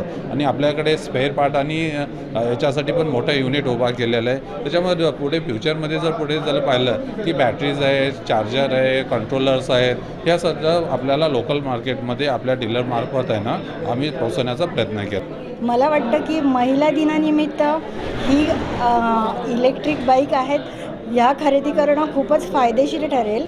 कारण आता तर इथे कणकवलीतल्या सगळ्या महिलांसाठी एक पैठणीची स्कीमसुद्धा चालू केली आहे आम्ही. तर माझी तुम्हाला सगळ्यांना विनंती आहे की महिला दिनाच्या निमित्ताने तुम्ही आमच्याकडून इलेक्ट्रिक बाईक खरेदी करा. कारण आता एकतर पेट्रोलचे भावही खूप वाढलेत आणि एकतर जगभरात आता युद्धाच्याही सगळीकडे आपण बघतो युद्धही चालू आहे. तर त्याच्यामुळे पेट्रोल डिझेल आता मिळणं खूप कठीण आहे. आणि लोकलला सगळ्यांना फिरायला, मार्केटिंगला, शॉपिंगला तर आपल्याला काही विचारायलाच नको किती फिरायला लागतं. त्याच्यामुळे सगळ्या दृष्टीने सोयीस्कर आणि कमी खर्चात नवऱ्याचे पण पैसे वाचवायला ह्या बाईक खूपच चांगल्या आहेत. त्याच्यामुळे माझी तुम्हाला सगळ्यांना विनंती आहे की तुम्ही महिला दिनानिमित्त आमच्याकडून बाईक खरेदी करा, इलेक्ट्रिक बाईक. कणकवली शहरामध्ये ही बाईक नवीनच इलेक्ट्रॉनिक्स स्कूटरची एजन्सी आमचे स्नेही मित्र शिर्डी संस्थांचे बाबांचे निस्सीम भक्त श्री आमच्या या गावाचं एक भूषण म्हणून म्हणूया विशाल कामत यांना ती एजन्सी मिळाली. आणि कामत साहेबांचा आणि माझा तशा अर्थानं फार अलीकडचा परिचय, पण या निमित्तानं एक अत्यंत चांगलं सत्शील व्यक्तिमत्व म्हणून बाबांनी त्यांचा माझा परिचय करून दिला. कामत साहेबांनी मला आग्रह केला म्हणून कामत साहेबांच्या खास आग्रहाकरता मी या ठिकाणी त्यांना शुभेच्छा देण्याकरता आणि या दुकानच्या उद्घाटनाकरता या ठिकाणी मी आलो आहे. कामत साहेबांना मी मनपूर्वक धन्यवाद याच्याकरता देतो आहे. आपल्याला माहिती आहे डिझेल पेट्रोलच्या गाड्या वापरल्यानंतर आत्ता भयंकर मोठ्या प्रमाणावर प्रदूषण वाढतं आहे आणि प्रदूषणाची हानी होते. या निमित्तानं प्रदूषणापासून आपल्याला कशी मुक्तता मिळेल याकरता आमच्या विशाल कामत साहेबांनी मनाचा मोठेपणा ठेवून मनाचा मोठेपणा दाखवून ही बाईकचं या ठिकाणी उद्घाटन केलं आहे. आणि माझ्यासमोर एक 7-8 गाड्या त्यांनी दिल्यात. या निमित्तानं त्यांच्या या ओम साई ई बाईकच्या उद्घाटनाला मी या ठिकाणी आलो, मला त्यांनी बोलवलं त्याबद्दल त्यांना मनपूर्वक धन्यवाद देतो. आणि या निमित्तानं त्यांना या दुकानाला मनपूर्वक हार्दिक शुभेच्छा देतो. उत्तरोत्तर त्यांची अशीच प्रगती होत राहो अशी साईबाबांच्या चरणी प्रार्थना करतो आणि थांबतो. धन्यवाद. पेट्रोलचे दर गगनाला भिडलेले आहेत आणि त्याबरोबर प्रदूषणही तेवढ्याच पद्धतीने वाढलेलं आहे. मग त्यावर उपाय म्हणून आम्ही ही जी ई बाईक आहे त्यांची डीलरशिप घेतलेली आहे की जेणेकरून लोकांनासुद्धा परवडेल. आज प्रत्येकाला नाही म्हटलं तरी 2,500 ते 3,000 रुपये पेट्रोलचा खर्च येतो. त्यामध्ये ही जी बाईक आहे ती 300 रुपयामध्ये तुम्ही 1 महिना कसंही काढू शकता. म्हणजे 1-1.5 वर्षामध्ये तुमचे पैसे कवर होतात, प्लस प्रदूषण होत नाही. म्हणजे हा मोठा बेनिफिट आहे. मग त्याचा सगळ्याचा विचार करून आज आम्ही ही डीलरशिप घेतली आहे आणि त्याला चांगला प्रतिसाद मिळालेला आहे. आता जवळजवळ 7 गाड्या दिल्या आहेत आणि 7 गाड्यांचं ॲडव्हान्समध्ये बुकिंग झालेलं आहे. त्या फक्त फायनान्समुळे थांबलेल्या आहेत. त्यांचं फायनान्स झालं की ते लगेच दुसऱ्या दिवशी किंवा तिसऱ्या दिवशी डिलेवरी होईल. मेंटेनन्स त्याला जास्त येतच नाही मुळात, आणि जरी काही प्रॉब्लेम आला तरी त्याचे सर्व्हिस स्टेशन आपल्याकडेच आहे. त्यामुळे कणकवलीमध्ये तुम्हाला इथे ह्याच ठिकाणी आपल्या शोरूमच्या ठिकाणीच वर्कशॉपमध्ये सर्व्हिस पूर्ण मिळणार आहे. त्याचे सगळे स्पेअर पार्ट वगैरे सगळं अवेलेबल होणार आपल्याकडे. एवढंच की मेंटेनन्स आणि सगळं इकडे व्यवस्थित होणार, त्याच्यामुळे काही काळजी करण्यासारखं नाही आहे. पहिल्या अपडेट आणि पहिल्या बातमीसाठी सबस्क्राईब करा कोकणचं नंबर 1 महा चॅनल सिंधुदुर्ग लाईव्ह. लाईक करा, शेअर करा आणि हो, बेल आयकॉनला क्लिक करायला विसरू नका.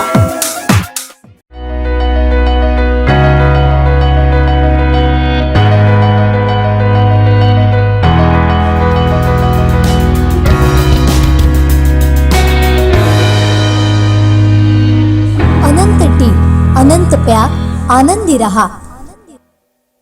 कोकणचं नंबर 1 महा चॅनल सिंधुदुर्ग लाईव्ह आणि कोकणचं पहिलं दैनिक कोकण सच्चा वर्धापन दिन कार्यक्रमात श्री सद्गुरू संगीत विद्यालय सावंतवाडीचे संचालक गुरुवर्य निलेश मेस्त्री यांना गुरुगौरव पुरस्कार प्रदान करण्यात आला. श्री महंत गावडे काका महाराज यांच्या हस्ते हा सन्मान करण्यात आला. श्री सद्गुरू संगीत विद्यालयाच्या माध्यमातून संगीत क्षेत्रात गुरुवर्य निलेश मेस्त्री यांनी भरीव योगदान दिलंय. गेली 23 वर्ष ते संगीत साधना करत असून त्यांचे असंख्य विद्यार्थी संगीत क्षेत्रात उल्लेखनीय कार्यरत असून असंख्य विद्यार्थ्यांनी विशारद पदवी प्राप्त केली आहे. नामांकित हार्मोनियम वादक म्हणून त्यांची ओळख असून विविध संस्थांकडून त्यांना सन्मानित करण्यात आलंय. सिंधुदुर्ग लाईव्हच्या वर्धापन दिन कार्यक्रमात त्यांना गुरुगौरव पुरस्कार श्री महंत गावडे काका महाराज यांच्या हस्ते प्रदान करण्यात आला. यावेळी युवराज लखमराजे भोसले, राष्ट्रवादीच्या विधानसभा अध्यक्ष अर्चना घारे परब, सिंधुदुर्ग लाईव्ह आणि कोकणसचे संपादक सागर चव्हाण उपस्थित होते. पहिल्या अपडेट आणि पहिल्या बातमीसाठी सबस्क्राईब करा कोकणचं नंबर 1 महा चॅनल सिंधुदुर्ग लाईव्ह. लाईक करा, शेअर करा आणि हो, बेल आयकॉनला क्लिक करायला विसरू नका. कुडाळ तालुक्यातील डिगस येथील माध्यमिक विद्यालयात कार्यरत असणाऱ्या उपक्रमशील शिक्षिका अनुजा अमरसेन सावंत यांना कोकणचं नंबर 1 महा चॅनल सिंधुदुर्ग लाईव्हच्या 8व्या वर्धापन दिनानिमित्त आयोजित कार्यक्रमात गुरुगौरव पुरस्कारानं सन्मानित करण्यात आलं. अनुजा सावंत यांनी गेल्या 22 वर्षांपासून शैक्षणिक क्षेत्रात उल्लेखनीय योगदान दिलंय. आपल्या उपक्रमशीलतेनं त्यांनी शैक्षणिक क्षेत्रात स्वतःचं वेगळं स्थान निर्माण केलंय. कोरोना काळात विद्यार्थ्यांच्या शिक्षणासाठी त्यांनी प्रचंड मेहनत घेतली. दुर्लक्षित असलेल्या विद्यार्थ्यांच्या घरोघरी जाऊन त्यांना शिक्षणाच्या मुख्य प्रवाहात आणलं. तसंच परप्रांतीय मोलमजुरी करणाऱ्या मजुरांच्या मुलांना शैक्षणिक धडे देण्यासाठी अनुजा सावंत यांनी कोरोना काळात प्रचंड कष्ट घेतले. विद्यार्थ्यांच्या सर्वांगीण विकासासाठी त्यांनी विविध स्पर्धा राबवल्या. निबंध, रांगोळी, हस्ताक्षर तसंच फुगडी अशा विविध स्पर्धांच्या माध्यमातून विद्यार्थ्यांच्या सर्वांगीण विकासाचं जणू काही व्रतच हाती घेतलं. तसंच कोविड काळात विद्यार्थ्यांना ऑनलाईन शिक्षण देण्यासाठी त्यांनी आपले सासरे कैलासवासी पुष्पसेन सावंत यांच्या पुण्यतिथीनिमित्त माझा शेतकरी आमदार व नानांचा जीवन परिचय या विषयावर ऑनलाईन निबंध स्पर्धाही घेतल्या. गेल्या 22 वर्षांपासून त्यांनी तालुका, जिल्हा व विभागीय शैक्षणिक स्पर्धांमध्ये बक्षिसं मिळवली आहेत. त्यांच्या या उल्लेखनीय योगदानाबद्दल त्यांना महाचॅनलच्या वतीनं गुरुगौरव पुरस्कारानं सन्मानित करण्यात आलं. यावेळी सावंतवाडी संस्थानचे युवराज लखमराजे, परमपूज्य गावडेकाका महाराज, राष्ट्रवादीच्या नेत्या अर्चना खारेपरब, ओट्रा ग्रुपचे सचिन ओटवणेकर, दोडामार्चचे नगराध्यक्ष चेतन चव्हाण, सिंधुदुर्ग लाईव्ह आणि कोकण 7चे संपादक सागर चव्हाण, कार्यकारी संपादक अर्जुन धसके, ब्युरो चीफ संदीप देसाई आदींच्या हस्ते सौ अनुजा सावंत यांना सन्मानित करण्यात आलं.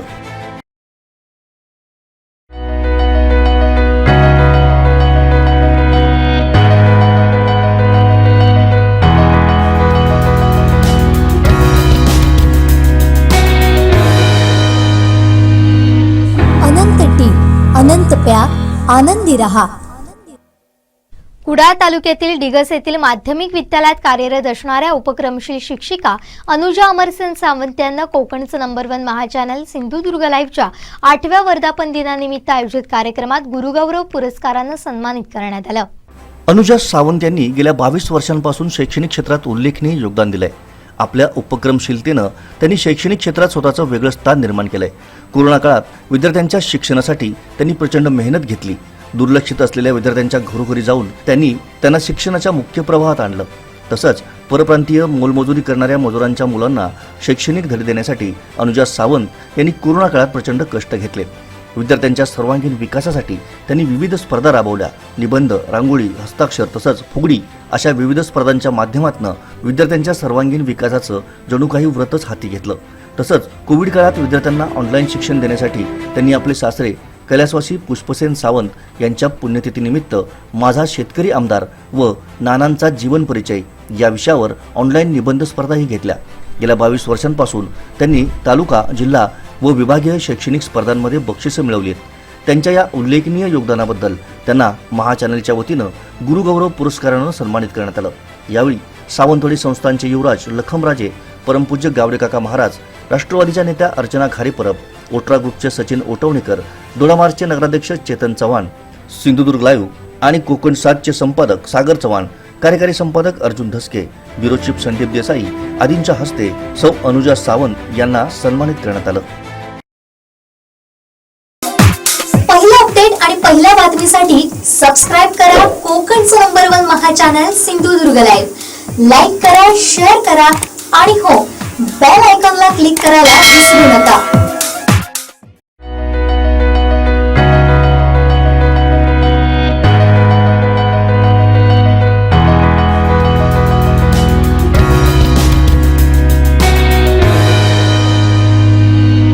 अनंत टी, अनंत प्यार, आनंदी रहा. कोकणचं नंबर 1 महाचॅनल सिंधुदुर्ग लाईव्ह आणि कोकणचं पहिलं दैनिक कोकण 7च्या वर्धापन दिन कार्यक्रमात देवयानी देवेंद्र टेमकर यांना गुरुगौरव पुरस्कार प्रदान करण्यात आला. ऑट्रा इन्फ्रास्ट्रक्चरचे सचिन ओटवणेकर यांच्या हस्ते हा सन्मान करण्यात आला. केली आहे. श्री वासुदेवानंद सरस्वती विद्यालय माणगाव इथं त्या अध्यापनाचं काम करत आहे. गेली 7 वर्ष त्या क्षेत्रात कार्यरत असून सहाय्यक शिक्षिका म्हणून Banda new English medium school इथं 2 वर्ष आणि यशवंतराव भोसले इंटरनॅशनल स्कूल सावंतवाडी इथं 4 वर्ष काम करत आहे. आणि आता श्री वासुदेवानंद सरस्वती विद्यालय माणगाव इथं जीवशास्त्र विषयासाठी सहाय्यक प्राध्यापिका म्हणून गेल्या वर्षीपासून कार्यरत आहेत. विज्ञान प्रदर्शन, स्काउट गाईड प्रशिक्षण, इको क्लब, शेती आणि संगोपन शिबिर आदी उपक्रम त्यांनी राबवलेत. NSO excellence award, guide advance certificate, awarded bye SNDT university for folk dance culture आदी विशेष सन्मान त्यांना प्राप्त झालेत. सिंधुदुर्ग लाईव्हच्या गुरुगौरव या पुरस्कारानं ऑट्रा इन्फ्रास्ट्रक्चरचे सचिन ओटवणेकर यांच्या हस्ते त्यांना सन्मानित करण्यात आलं. यावेळी युवराज लखमराजे भोसले, श्री गावडेकाका महाराज, राष्ट्रवादीच्या विधानसभा अध्यक्ष अर्चना घारे परब, सिंधुदुर्ग लाईव्ह आणि कोकण सातचे संपादक सागर चव्हाण उपस्थित होते. पहिला अपडेट आणि पहिल्या बातमीसाठी सबस्क्राईब करा कोकणचं नंबर 1 महा चॅनल सिंधुदुर्ग लाईव्ह. लाईक करा, शेअर करा आणि हो, बेल आयकॉनला क्लिक करायला विसरू नका. शेवटी ठळक घडामोडी पुन्हा एकदा. हेडलाईन्सचे प्रायोजक आहेत Tyzer hi tech cotton shirts shine with horizontal stripes, widest range of shirts with horizontal strips.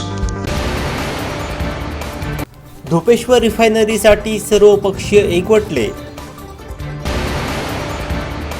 तारकर्लीसाठी मंत्री राणेंच्या माध्यमातून विकास निधी, निलेश राणे यांचं आश्वासन.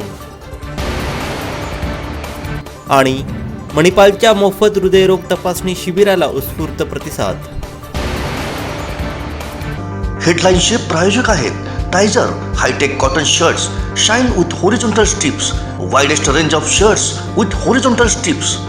बातमीपत्रात वेळ झाली ते थांबण्याची. पाहत राहा बदलत्या कोकणचा बुलंद आवाज. कोकणचं नंबर 1 महा चॅनल सिंधुदुर्ग लाईव्ह. धन्यवाद.